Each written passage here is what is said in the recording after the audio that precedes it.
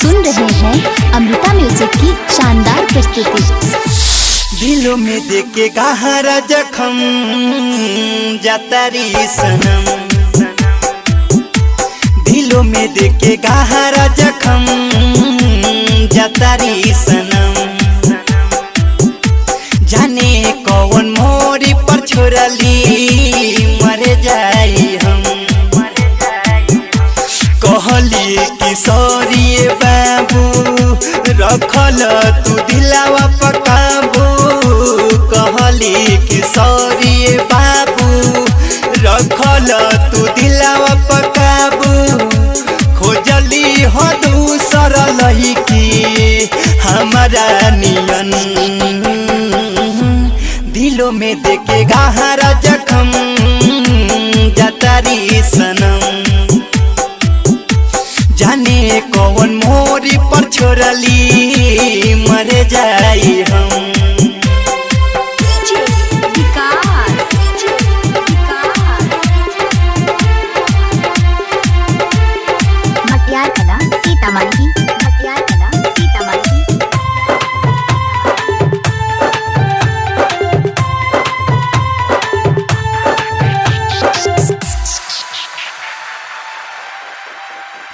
बाहों में तुहारा जियब अमर, बाहों में तुहारा जियब अमर।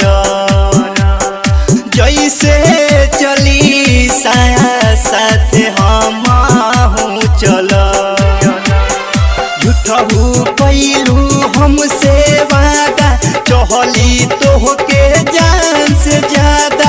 पहली नजर के रहे जे प्यार, टुकड़ा कैलू दिल के हजार।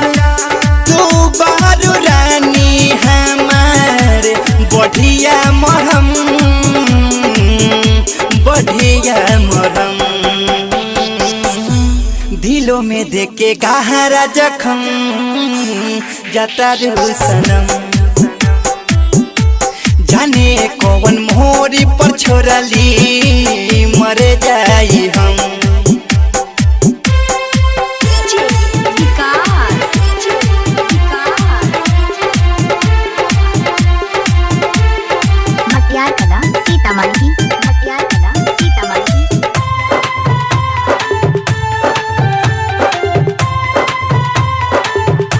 आप सुन रहे हैं अमृता म्यूजिक की शानदार प्रस्तुति।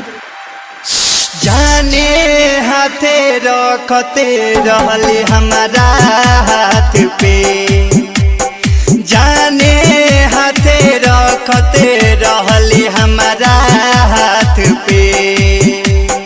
आज उहे हाथ धोइले पिया पियावा साथ में। बिछड़ के मन से सोनू रोए, दर्द सुनावे राजेश रोए। पवन सिंह सोहन भइल वीरान, गोपाल रवि के छूटे परान। रहले हो तो से जानी सहारा सपन, सारा सपन। दिलों में देके गहरा जख्म जातारी सनम। जाने कौन मोरी पर छोड़ली